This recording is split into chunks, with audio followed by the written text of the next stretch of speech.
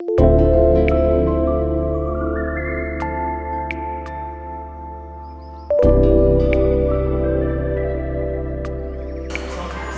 to say welcome to the Baltimore Book Festival.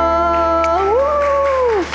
And a big welcome to everyone at the 32nd Street stage, presented by Red Emma's. So I'm a worker owner at Red Emma's. We're a worker, yay, Red Emma's. We are a worker-owned bookstore, a coffee shop, and restaurant. And this year we're celebrating our 20th year anniversary. So if you, yes, 20 years. Shout out to 20 years. So if you haven't been to our new space yet, it is right behind us. We have 12,000 books and a 2-story bookstore, a vegan restaurant and coffee shop, and lots of friendly faces in there. And definitely be sure to check out our festival book selling tent right behind here, where our authors will be signing copies of the books. So, we're also thrilled to have played a role in creating and being a part of the Baltimore Book Festival, along with our partners at Waverly Main Street, City Lit, and all the other Baltimore booksellers this weekend. So, we are super excited to team up with our friends at Charm City Books and our friends at But Make It Books podcast to bring you this next event. We feel it's such a great fit for connecting our beloved 32nd Street Farmers Market every Saturday to the book festival. So without further ado, I will turn it over to Niccara and Brandon to introduce the talk. Thank you. Thank you, Taylor. Thank you all for coming. Thanks to the team at Baltimore Book Festival for having us. I'm Brandon. And I'm Niccara. And we are the team with But Make It Books podcast, a podcast where we're bookishly healing through life. And it's cool to be back here once again with our guest today, Hilton Carter. We got to chat a little while back once before, yes. But that was our rehearsal. So this is showtime, which is great, because we were just talking about how Niccara and I both had nights at the theater last night, so now we're in performance mode, so appropriate. How are you feeling, Hilton? I feel great. Thanks for inviting me back to the podcast. Yes. This time we're outside. Still humid. Humid as heck. I had to put my hair back in a ponytail. I look like a squirrel baby right now, just fuzzy. We all look great. I don't care what anyone says. But I'm happy to be here. So what are we talking about? We're talking about you and your book, the Propagation Handbook, because you're legitly famous. I thought we were going to talk about the difference between plays with music and a musical. Okay, see, but that's our whole talk. You know what I mean? That'll be our whole talk plus the signing. I don't know if we have enough time for all right, the continued. This is a book festival. Let's talk about books. Let's talk about books. Correct, because I don't have time to educate you on Max Martin and how he is a Sweden god of pop music, okay? Now we pivoted to pop music again. Okay.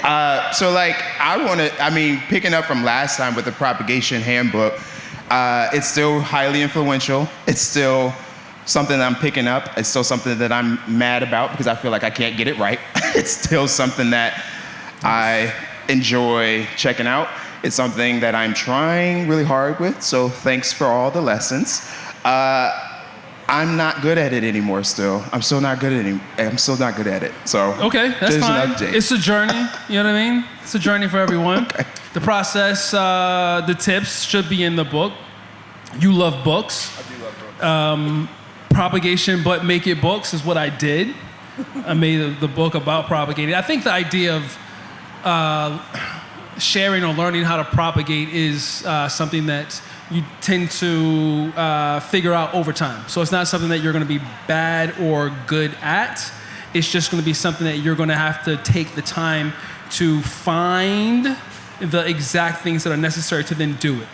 Right? You can be bad or good at baking, but if someone takes the time to put all the ingredients together, follow the instructions, that thing will come about, right? And I think that's the same process when it comes to propagating or when it comes to making a book, where you want to give someone some sort of instruction to how to do something.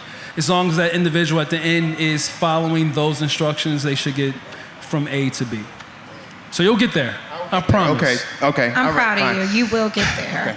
Also, when we last talked, we talked about how you got into propagation. And I don't know if people in the audience or online or whatever know how you actually got into propagation. So let's talk about that. Shout out to Baltimore and the landscape also, you know.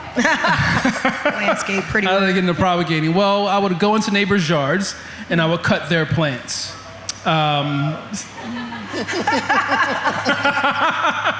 Thievery, yes. Thievery. No, I'm joking. I always tell people never steal other people's plants.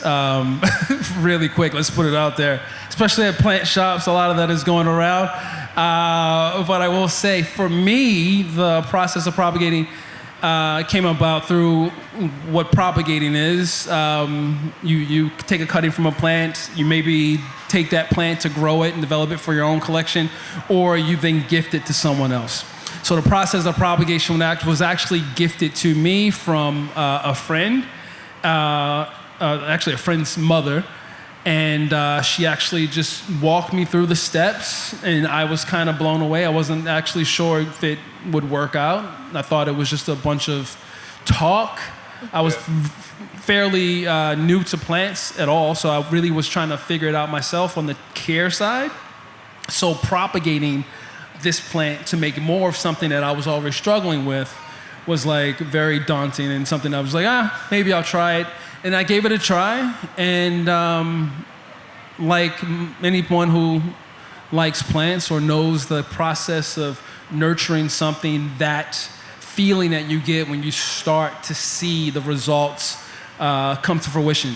You start to see roots start to develop. You start to see new leaves start to unfurl. That sort of energy filled me, and I just kept going. Yeah. Yeah, that's cool. I want to shift into like the fact that you are also like a designer, like an interior designer of sorts with the plants as well, while piggybacking off of that shifting of the energy, because like I'm also about to like go into that space in the next few months of like specifically curating a home space of my own. Very nice. Soon. So it's like that energy shift, and like that, it's like, so what is your energy connection with plants in general? Like, how do you know which ones are like, oh, this one is not just better in the well-lit room, but also brings something to this room or brings something to this space or what have you? That's a good question. I think the process for me is always about the feeling that is created when surrounded by a particular type of plant, right? For me, every single decision is based off of the idea that when I'm in a space, whether it's, what's this, Monstera, ZZ, some Dracaenas behind me, those things that amount to the energy that was given to me in a particular moment in my life, right? So when I design a space my own, or let's say I was coming to your space, I would ask you about moments where you felt your best, most relaxed, most calm, a place where you would want to go again or frequent. Those sort of places. If those places happen to have plants or a memory or a person in your life that you truly love, did that person have plants? You would then say, yeah, my whoever it is, family member, friend, had a bunch of ZZs in their home. I love that person. Maybe I would then bring a ZZ into your space. If you said you were on vacation and you loved being surrounded by palm trees, in your space, there will more than likely be a palm tree. Things that can reflect moments in your life that brought you that happiness, that's the goal. So in my home, I always try to place plants around the home that can reflect back to moments in my life that made me feel my happiest. And I think that allows us to create a energy in our home that is special, that is almost like a nice embrace after a long day where you're very stressed out. You come home, you might then sit back and fall into that plant that you saw when you were on that wonderful vacation. Now it kind of pulls you back to that moment, and all the rest of that stress is hopefully alleviated. So that's the whole goal when it comes to designing with plants, which is one thing, but then there's the other thing when it comes to the care and the nurturing of the plants themselves. Yeah. No, that's real. When you talk about like moments of things that brought you joy in that moment, when you think about certain plants, you know, us at But Make It Books, we're bookishly healing through life. How do you feel like plants have either healed you? Did your coming into plants and plant care come from a place of healing? Or was it just like, you know what, I'm gonna pick up these plants one day. I'm gonna pick up this snake plant and hope it don't die. Like, how did plants come to you? That's a great question. I mean, my glasses are fogging up. That's why I didn't wear mine today. Because I'm gonna look like... I'm new with wearing glasses. The funniest, craziest thing. The reason why I'm wearing them today is the last time we spoke, I was at Charm City Books. Yeah. And one of the guests who came to have their book signed for me to sign their book was my eye doctor. And she was like, "How come you're not wearing your glasses?" I'll wear them. Put you on blast so just in at case work. she's here, I can't see if she is or not. But that's a great question. I think for me, it ended up being more so of a moment in a space. So everyone deals with stress. It's a part of life, right? Before this individual's life, I was working as a filmmaker, freelance filmmaker out in Los Angeles. Backstory, art schools. Carver Center for Art and Technology, then MICA, then I moved to the West Coast to get a graduate degree in film. And while I was out there, I was stressed, very stressed. Trying to figure out how to pay the rent every single month is stressful. Yeah, the first of the month working is check coming to up. check as a 30-year-old is very stressful. As a 40-year-old, it's very stressful. And not having something that was going to keep me from reaching this. I gotta take him off. She shows up, fine, I don't care. Hilton don't got his glasses on. Can't see. We got it. You tried. So I was stressed out, trying to figure things out. I carried a lot of negative weight on my shoulders. Relationships after relationships were ending. I was trying to focus on this dream that I thought was me making feature films. That still is a dream, and I'll keep it there. But I walked into a plant shop in it was like a plant cafe restaurant shop back in 2011 while on a shoot in Pennsylvania. And I walked in and I saw this space and I felt so relaxed, so at ease, like I had felt when I had gone on vacation. And I thought to myself, if I can feel like this in this, I don't even know what town it was, Pennsylvania, why can't I bottle up this energy and put it into my home and my small apartment in Los Angeles so when I come home, I can at least feel relaxed. But then I also knew, as anyone who understands plants in general, they need light. And where I was living in Los Angeles didn't have enough light. So I moved to New Orleans, had enough light, and started to bring plants in. So it was just like this idea of finding that energy when I first brought that first plant in. But it wasn't like an instant, I'm gonna bring plants in and I'm gonna do the work to care for them. I went to a plant shop, I looked around, I saw a plant, and I was like, I'm gonna get that plant. It's a tree. None of my friends have trees in their house. I'm gonna be the cool friend with the tree. And I brought it in and it started to die because I didn't know what I was doing. And then I decided, because I'm very competitive, that tree was not gonna die on my clock. So I was like, I'm gonna do everything I can to prove to myself that I can make this work and I can keep it alive. And it was in that process of caring for that plant that something switched. The process of care for the plants that led me to the idea that I didn't want to fail at this thing made me start to pay attention more to the needs of the plant. A lot of the things that I was lacking in relationships with partners, friends, parents, family members, honestly, as a whole, those things I really didn't think about it. I wasn't connected because I was focused on this goal, this dream of being a feature filmmaker. But when this plant was a fiddle leaf fig, I named it Frank, took on the challenge. I would see Frank start to shift, like his color would start to go a little yellow. And I would start to take notes on what was happening to that plant. Like, what did I do here? I watered them on Tuesday. This seems like it's starting to turn yellow. All right, note that down. And I started to see these things. His leaves would faint. Some growth that was next to the window would produce more growth. So I started to rotate. And all of these things, these what I call the tangible benefits of having plants, started to really penetrate who I was, not just as a person that wanted to care for plants, but someone who wanted to care for myself, right? I started to then internalize that as like, I need to start being more patient. Like, we're talking about propagating. The one thing most people do when they start to propagate is they give up early because they're like, nothing's happening. Yeah. There's no roots growing. There's still life there. There's no roots growing. You have to stay patient. I learned that through plants. You got to stay patient. Stay patient with the plant. Sometimes you put a plant in a spot in your home, it loses a few leaves, and you freak out and you move it somewhere else. You got to stay patient. That thing needs to acclimate in that space, and then it'll recover.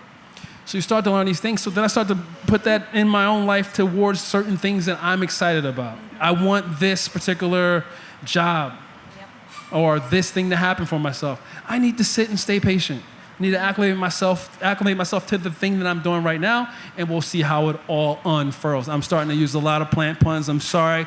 It's already in me. It's built in. I love it. Built in. I made, how many books did I make? Where's my 5th book? No. I did make 5 books. The other one's just too big for this. Yes, it's a very big book, I'm sure, but it is big. So I started to put that energy into everything else. My friends and family starting to understand that you gotta pay very close attention to the nuances. You know what I mean? Yeah. Not just with your plants, because that matters, but with the people that you care for. Those relationships, for those relationships to also thrive, for you to feel completely fulfilled and loved in life, those things matter. So then I started to bring that, the way I was nurturing my plants, into other things in my life, family, friends, new relationships, and things started to make sense to me. So then I brought in more plants because I was like, well, they make me feel good. The process of care makes me feel good, and obviously individuals around me are benefiting from me being a more relaxed, calm individual. And honestly, I think everything since that moment of deciding that I was going to pay attention to the process of care for my plants has changed my trajectory. Like, it started to split in a way, like a monstera leaf, and allow more. I mean, it basically is the same thing. We are like plants. Do you guys know about the monstera, the split leaf plant? Can everybody see it or know what a monstera is? Of course. It just picks it up. Don't do a Q&A here. Anyone aware of why this plant splits? Show of hands. No one knows. Oh, two people. Two people know. She doesn't have a mic, so she can't really say anything. But I love that she knows. And then maybe she'll agree by clapping her hands afterwards. As you can see, there's bigger leaves at the top of this monstera plant. Many of these big leaves have holes and splits, right? But if you can see at the bottom of the plant, there are leaves that are solid, smaller, no holes, no splits. Just like all of us, we all need to be like the monstera plant. These plants, when they get bigger, when they're getting here, this means this top of the plant is getting more light, so it grows bigger. But if it grew so big and it stayed solid like its smaller buddies at the bottom, it would then block light from all of these other leaves. So in order to allow its friends to get light as well, it splits open and allows light to trickle through its big foliage so everyone can bask in that glow. Amen. So, yes, amen. Amen, amen, amen. So, you knew that, right? Don't be a hater. I knew it. Like a don't be a hater. Be like a monster. Moral of the story, don't be a hater. No, but more, yes, it's kind of like that. More, what it is allow yourself to open up a bit, to allow that sort of energy to pass through you, so then you can pass it on to others. And I think that's been my goal ever since, is that because I found the goodness in it, I wanted to then share that with others. So that's how we get to all of these books being made. Yeah. Wow. Wow, I forgot you're like also a podcaster too. So it's like he's cool good at this, like, you know, it's like, but it's all true though. It's guys, really quick, I'm not sweating. This is juice from the plant. I don't know what you think. It's okay if you sweat. Actually, I'm sweating. It is very hot up here. Continue. Sorry. So what kind of light is being shed into like your second venture into fatherhood? Well, always bright, indirect light. It can't just be direct sun, you know. We'll all get burnt up. It has to be in a way that is going to allow all of us to get an even amount of glow and not too harsh of that sort of light. So hopefully that answers your question. Hey, that's an answer. That is an answer, Father. That is an answer. I love it. So you have done a lot in this space, and I don't know if people know this, but you should, that Hilton is a native of Baltimore. And and he was a footballer, not like a soccer footballer, but like the pigskin. What? Wow. Clearly one of us knows nothing about football. Why did you describe it like that? Because that's what they say. They say pigskin. Who says that? No one says Who pigskin. has heard that? Raise your hand if you've heard We've all that. heard pigskin, but no one brings it up. In terms of football, anyway, Hilton, we're not doing this. Let's go out and toss the pigskin, guys. No. So sometimes in Baltimore, we do have a lot of greenery here, and I know your coach came to the game, who's also your teacher. What? Oh yeah, I forgot my. Yeah, you had a lot of crazy. crowd. Yeah, you had a lot. At our last talk, They pulled up. a So I football did this coach. signing at Charm City Books, and my old high school football coach came to the signing, which freaked me out. I haven't seen that man since I was in high Because you thought school. you were gonna run drills outside. I thought he was gonna make me run drills. That's right. You know, a little Do some something, math run work. drills. He was also my math teacher. But yeah, that was another thing that happened there. Continue. I'm sorry. No.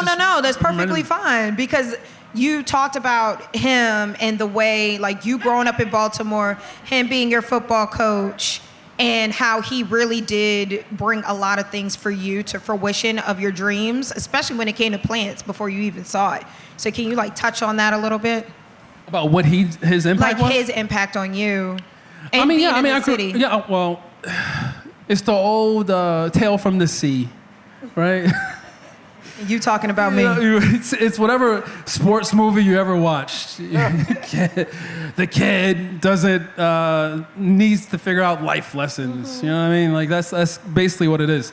Yeah, I mean, my coach was like another father figure in my life. I have a father. I hung up with my father yesterday, actually. But my father wasn't, he wasn't the type to hang around a lot when I was a kid. He's also just a different, you learn these things as you get older. I try to look at my daughter and go, how am I going to mess this up for you where you're going to judge me later? But I remember as a kid judging my dad a lot.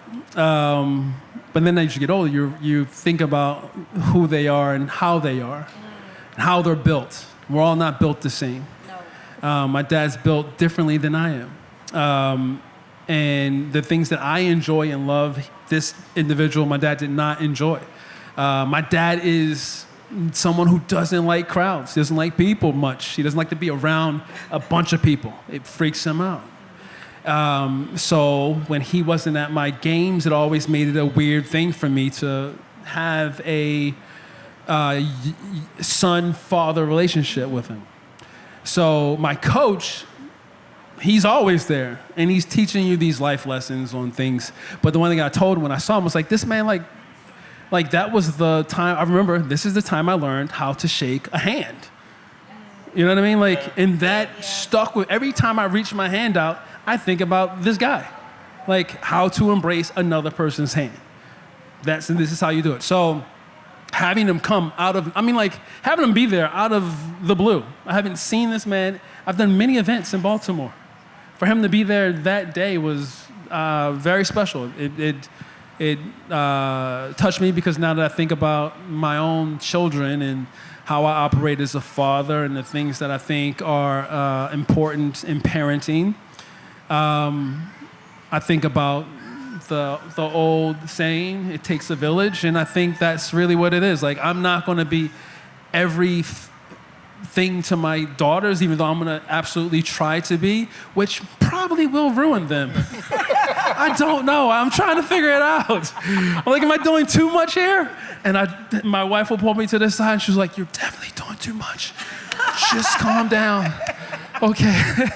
All right, fine, just That's breathe. because you have little girls, and Yeah. it's nothing like a daddy's girl. As a self-proclaimed one, my dad will do everything. I'll be like, Dad, I'm so confused. He's like, what's wrong? I said, I don't know.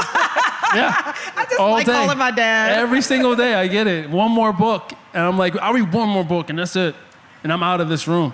Yeah, 10 right. more books later. Right, exactly. 10 books later. I'm like, stop. That's hilarious. So what's happening seasonally right now that's like, what are you like doing to prepare for like what you want to like come into bloom later, or what are you collecting now to prepare your storehouse for planting of any kind of plant? Are you still talking about plants? I am. Well, he did fine. use another pun, bloom. Yeah, you know, for you. What's getting excited?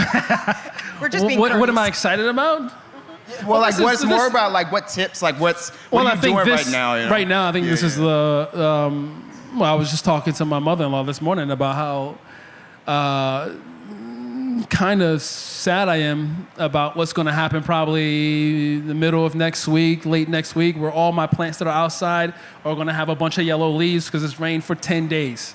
And then the process of bringing those plants back in at the end of the month, probably, the end of October, once it starts to get a little cold. You guys know this, right?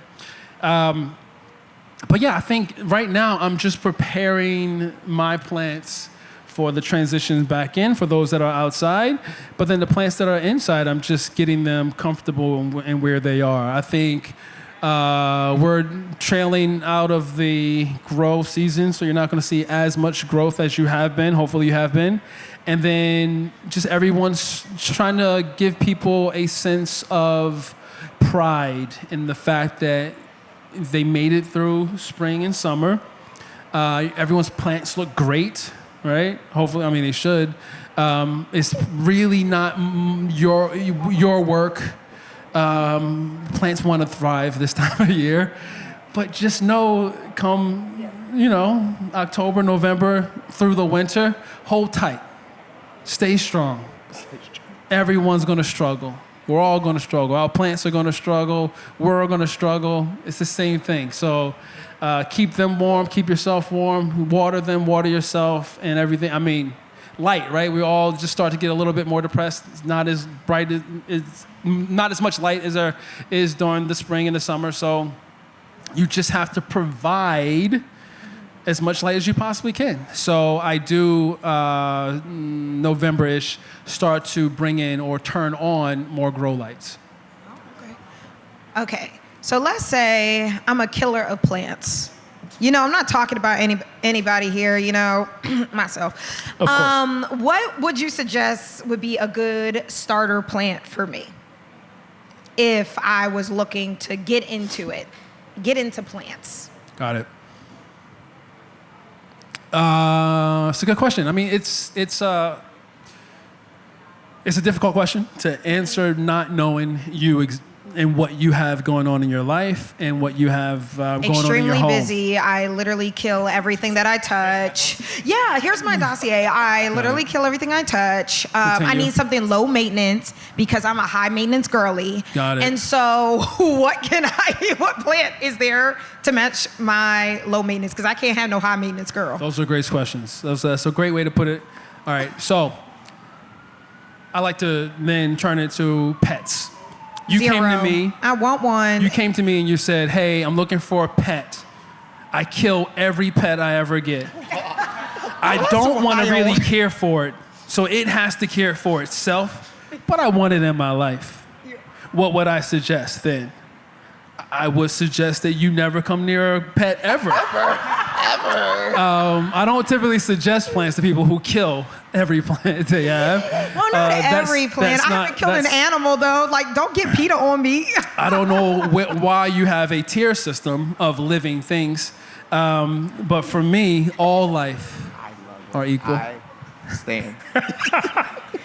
Really? No, honestly, if it was The pig Frank, stick. my fiddle leaf fig, happy 10-year anniversary to Frank and I, but if it was Frank and my cat, and anyone ever see The Good Son? Oh yeah. Yeah. You know this movie, A Good Son, has Macaulay Culkin and what's his name? Elijah Wood. Elijah Wood. Quick story about this movie.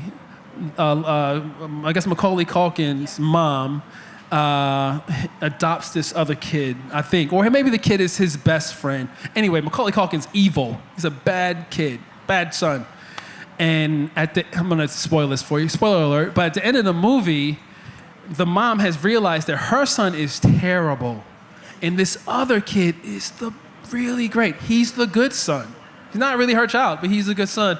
Somehow they end up, perfect situation, they're both off the cliff, and she's holding the two of them, one in one hand, one in the other. You know the decision she makes.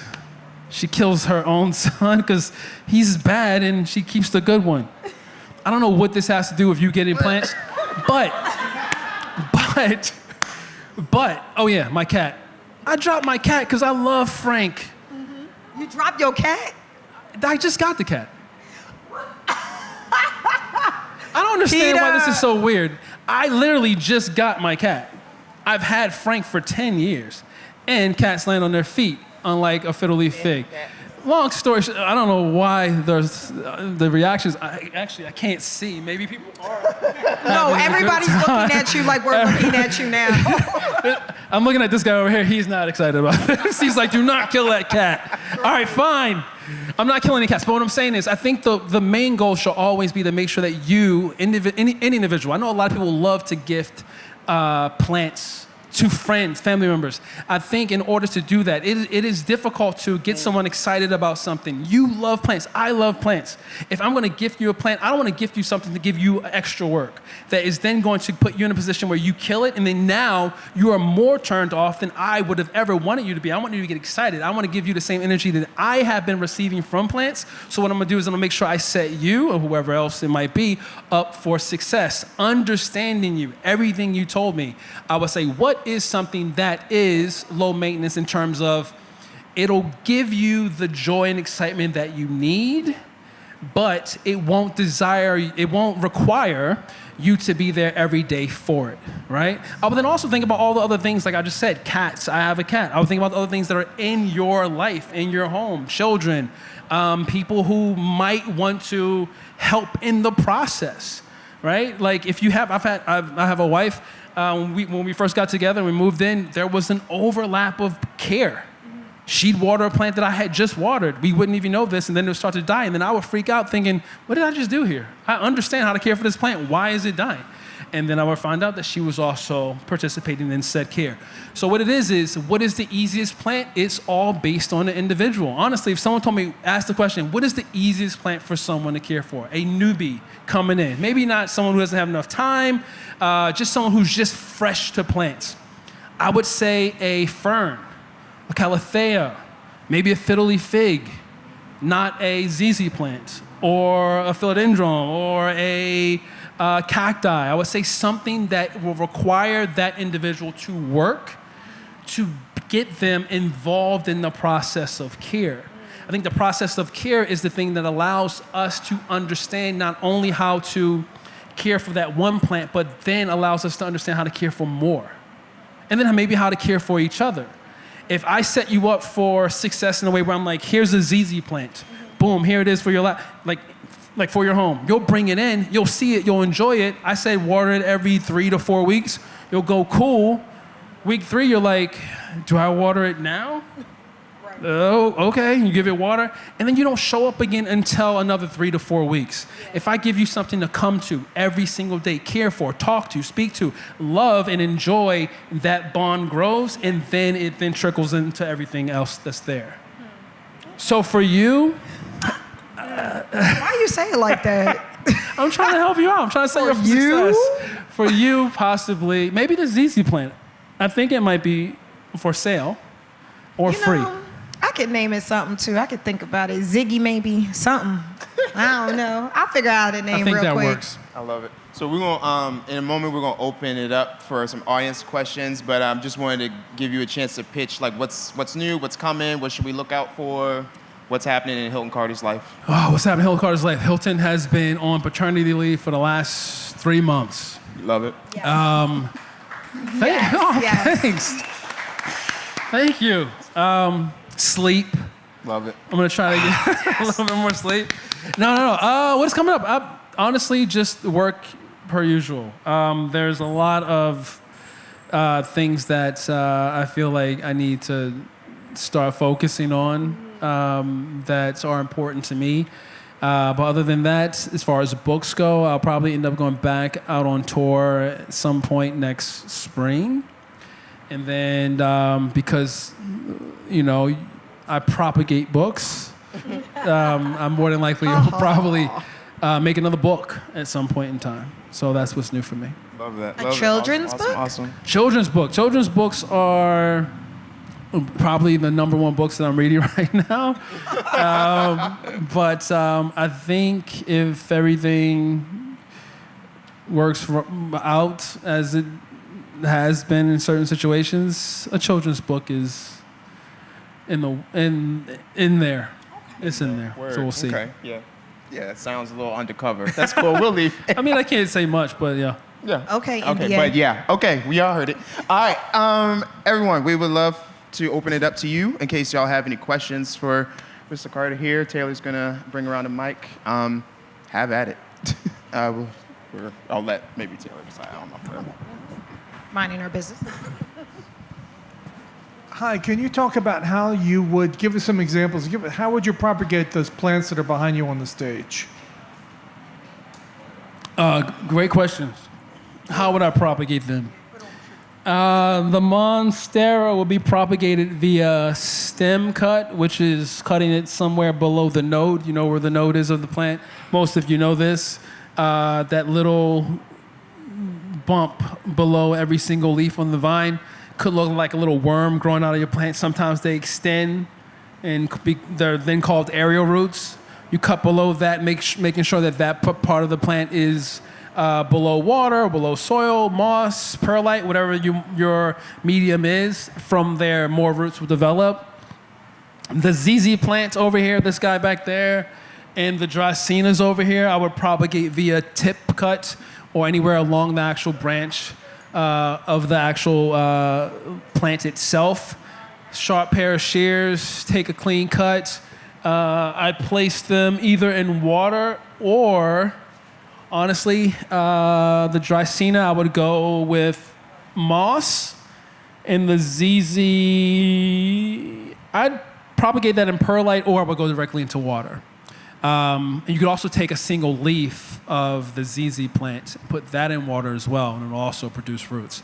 So that's how I propagate it. But the easiest way, obviously, people will know this: division, separation, go down to the root system, separate them at the roots, put them in different sized pots. That's the easiest way to then take it, place it in different parts of your home, or share it with someone else so that they don't have to go through the process of waiting for the root system to develop, put it in soil. But I will say, I mean, honestly, I think that's the reason why I was excited about the book, is because that feeling you get when you see that plant develop roots, everyone's eyes get big, and it's so exciting. And then going through the steps of finding out which medium to put it in, getting the pot for yourself, then watching it, watering it, caring for it. There's nothing, I mean, gifting a propagation or cutting to someone, I think it's just such, it's more of a gesture than purchasing a potted plant, honestly. So that's what I would do with these plants. But in general, I think propagating is just a beautiful thing to do. It's a great question. Thank you. Taylor, right behind you. Thank you. Hi. I have 3 peace lilies. One of them completely has a mind of her own. She will not, like, we're really having a struggle in our relationship. She's like, the leaves are brown and wilting, and I've changed the soil. I've tried to temperament how I'm watering it. Like, nothing is working, but then it has a little bud of a lily that's been there for probably over a month. It's just like stagnant. Any suggestions on peace lilies and Help. the relationship? Yeah, help. But also, you were talking about the relationship with plants and what they teach you. Do you have any lessons from peace lilies as well? That plants teach you?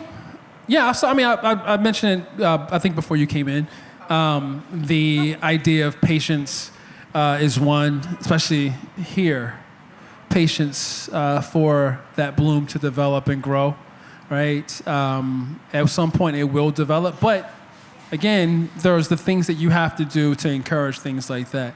More light, I know we all tend to put these peace lilies in the more medium, darker light corners of our home. Same thing goes for your snake plants, your ZZ plants, your pothos, or whatever we call them, pothos.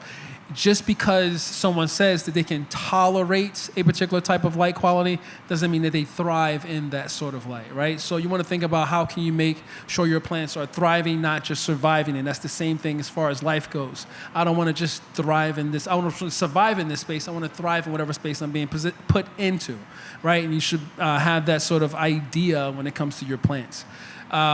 Listening. Being more aware of your surroundings or what's there right in front of you is what I learned from plants. I had an ex-girlfriend who I remember just because it was one of the things I was like, oh yeah, I should probably pay more attention to this. She got a haircut. I didn't notice for a few months. And it was one of those things where she took note to that. I didn't take note to the fact that she had this haircut. So take note to what is happening with your plants. As you have been, you said it's been a month since it starts to develop. Maybe in that situation, oh, it's been a month. It typically doesn't take this long. Maybe I am not providing it with what it possibly might need, nutrients. Have you fertilized it? Maybe it needs to be repotted at this point in time, which is still a good time to repot. There are certain things that you need to, like boxes that need to be checked off before you start to think that the plant is freaking out, and maybe it's things that you're not providing it at that very moment. And then again, I just want to put this out there. I know you said you had 3 peace lilies. Some people think about the idea that they have the same plant. Like, I have a peace lily. You have 3. My peace lily isn't your peace lily, right? Your 3 peace lilies aren't the same peace lilies unless they're the same exact size, in the same exact planter, in the same exact spot in your home. Now, they're benefiting from all the same things. Then they're the same type of plant. But if you have a peace lily that's in an 8-inch pot, that's in a terracotta planter, you have a peace lily that's in a 4-inch pot, that's in a plastic planter, and they're in both different rooms, they're getting watered on 2 different schedules, and they're going to grow at 2 different rapid paces. So you can't just say, I have all these different plants and I got to care for them exactly the same, because that's not how it works. It has to be based on that individual plant and how it is positioned and how it's potted in your space. So that could be helpful. Keep doing that. I like when you do that. Yeah. Preach. Hi. So, first, prefacing the statement by understanding that the words native, not native, and the origins of plants are both murky and can be problematic in some extent. What considerations do you put into the origin of your plants when selecting for certain spaces? Like if you are trying to plant an all native to Baltimore, or you're trying to have a room that respects some sort of heritage. For sure. Yeah, what type of consideration do you put into that? That consideration is all based on the individuals whose homes, spaces are getting styled with plants. I have that conversation with any client. What are your wants for your space? What are you trying to replicate in your home? Do you want it to be local? Do you want all the plants to be from the space that you're from? Or do you want it to be where you're from, right? I work with Irena at Alma a lot. Are we trying to bring in plants that remind you of Venezuela? Are we thinking of that? Because that's the kind of feeling you're trying to create when people come into the space.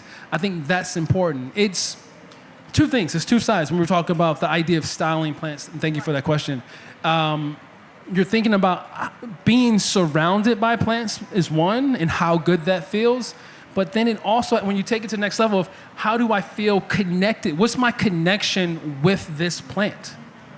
What is that connection, right? Like there's a lot of things. Like I'm gonna go to, this kid's not really paying attention, but I'm gonna go to a darker side of things. But whenever I go, well, I used to live in New Orleans. I think I brought this up. Whenever I would go around and I would see large oak, like these oak trees, it would freak me out. it freaks me out. And I see them and it freaks me out and I hate it. So you think about these things when I'm talking to someone about the plants that I'm bringing in. I want to make sure it's not something that triggers some sort of deeper emotions with them, or it all brings joyful emotions to them, something that gets them excited and pushes all of that dark, deeper stuff out and makes the home feel peaceful. So yes, I think about that all the time. Thank you for that question. Hey, another question about decision-making around what plants to have in your space. You mentioned your cat. Were there plants that you loved but that you had to then no longer have because of their being toxic to cats? That's a great question. Bringing up cats, thank you for that question. The one thing that I tend to be, and what I've always was taught to be, is honest. I really love my plants. Here we go.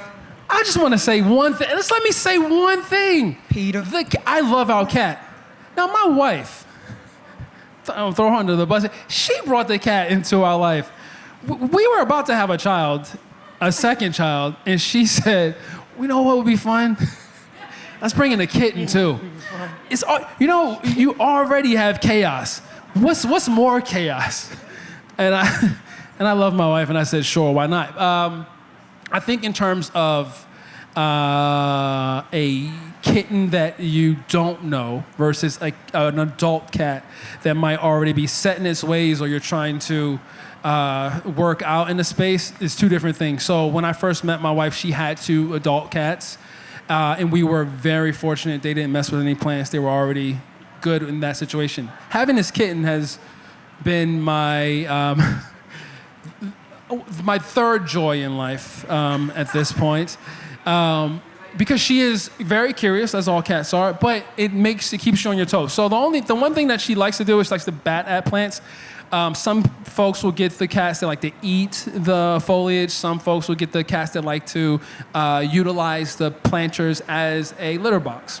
She just likes to dig up soil. So any of the planters that were on the ground that has soil, a lot of them, or soil that was exposed, I will cover those up with stone or rocks. She doesn't get back into those that way. And then anything foliage-wise that is pretty toxic that I think that she might just gnaw on just to sample, I have moved up higher in the space in spots where she can't jump into. Other than that, there are others that are, when the vet comes by, I actually make sure, I have a home vet, who will come by and I'll say, "Hey, all right, let's look at all the plants. Let's make sure that which ones, if she starts to eat this, am I gonna have to call you in, or is just gonna be like, oh, she might have a small tummy ache?" And we'll go through that as well.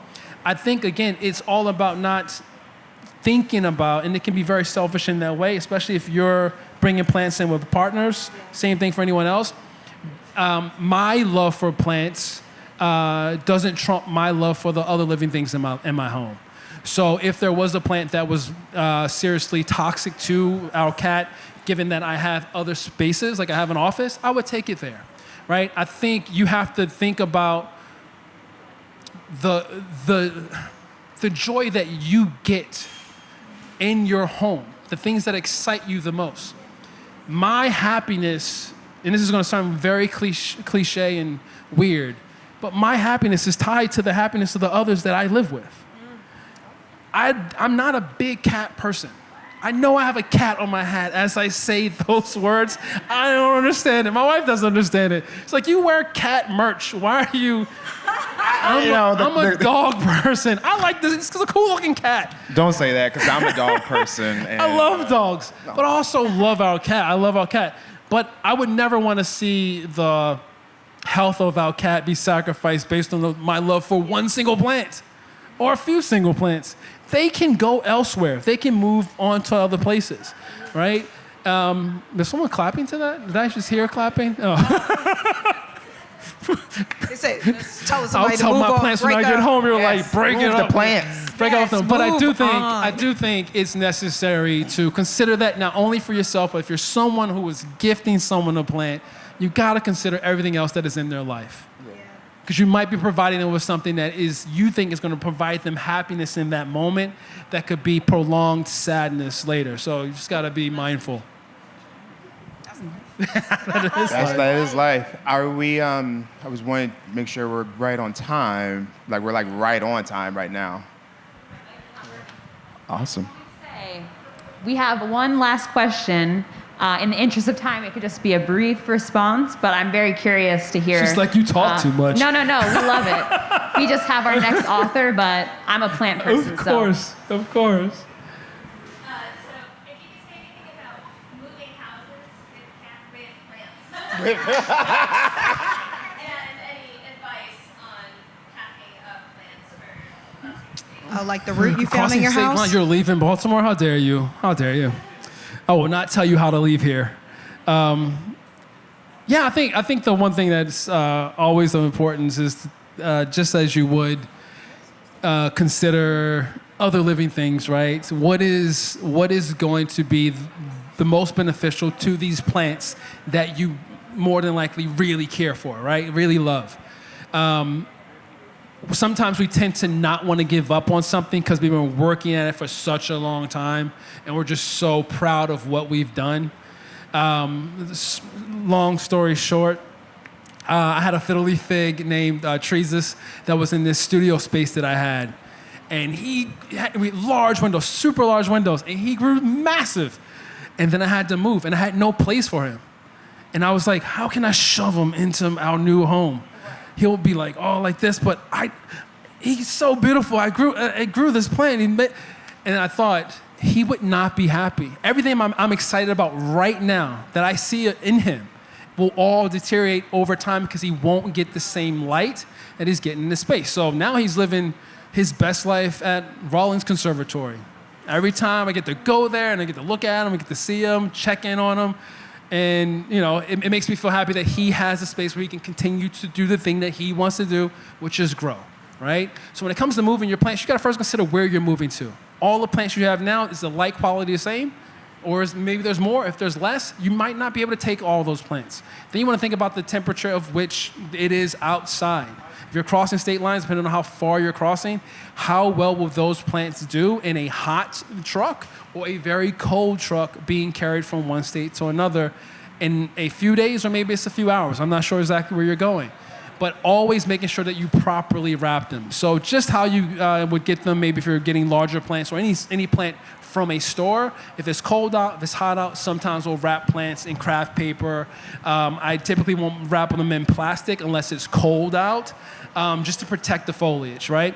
If it's cold out, wrapping them in like a trash bag is beneficial because it creates a nice little ecosystem in there for them. Obviously, that's not the same as in the summer. If it's too hot, they won't like that.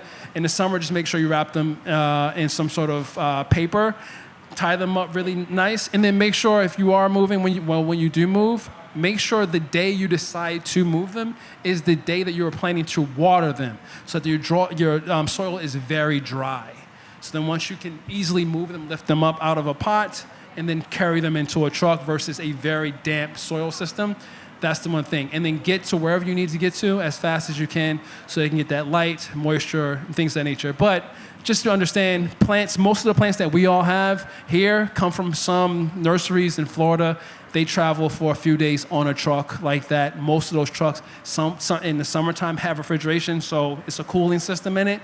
If you're going to do it in the winter, or if you're going to do it now, maybe it's soon, you should be good to have a plant in a dark truck for at least 2, 3, maybe even 4 days. But once they get to where they're going, take them out.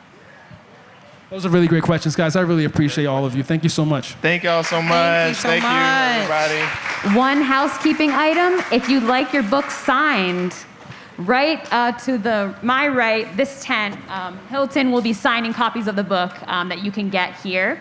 And I just wanted to thank Hilton, Niccara, Brandon for teaching us lessons about opening up and letting the light in. Hey. So thank you so much. Thank Not you, guys. naming the episode. What? Yes. Oh, come on, Tamara. You just named our episode. You heard that, Dante? Thanks, All guys. right. Appreciate it. Thank y'all.